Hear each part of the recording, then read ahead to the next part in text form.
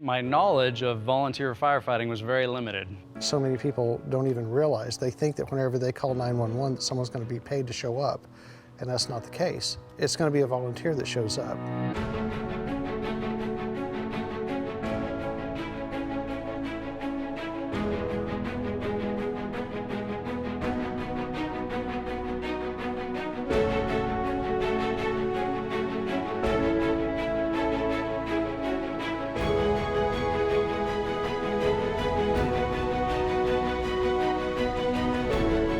So when I found out that you need 20 people at any scene of a fire, and all 20 of those are coming from volunteers that may or may not be available, I knew that there was a need here in the community, and therefore I signed up.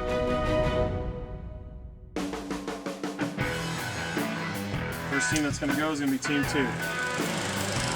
So when I first started the academy, I have to admit I was a little intimidated. There's a lot of equipment around you, there's a lot of things going on, it's very physical.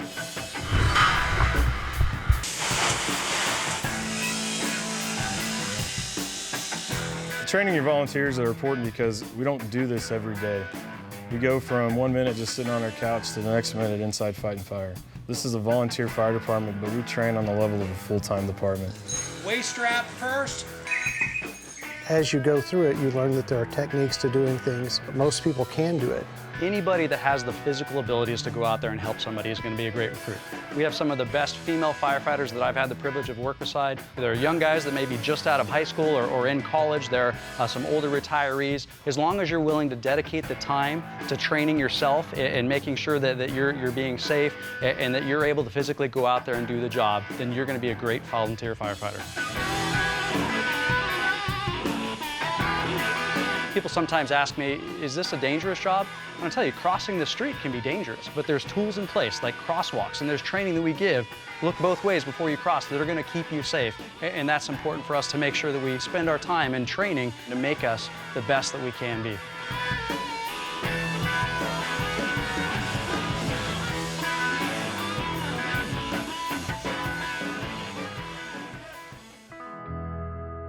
My day job is with the Taney County Ambulance, and my schedule rotates all the time.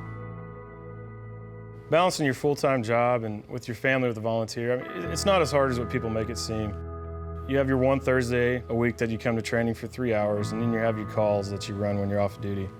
For me, I have a very demanding job and have a wife and 3 kids and other involvements in church and other places outside of here. So it's important to me to make sure that I have that life balance. Where you have the time, that's where you can volunteer and you can dedicate your time to helping others. My wife and I own 2 different businesses. We own a pizza restaurant, and I'm also a full-time custom home builder. I also have 3 sons, so all of those things take a lot of time. It is a way of life. And if you care about your neighbors like everybody seems to say they do, they'll make time for what's important.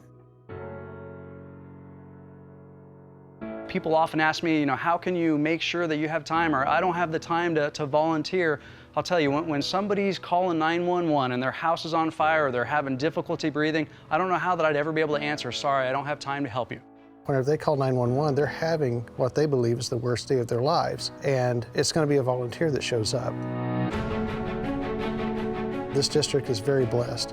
We have all of the things that we need to do what we do. All we have to bring is the heart to do it.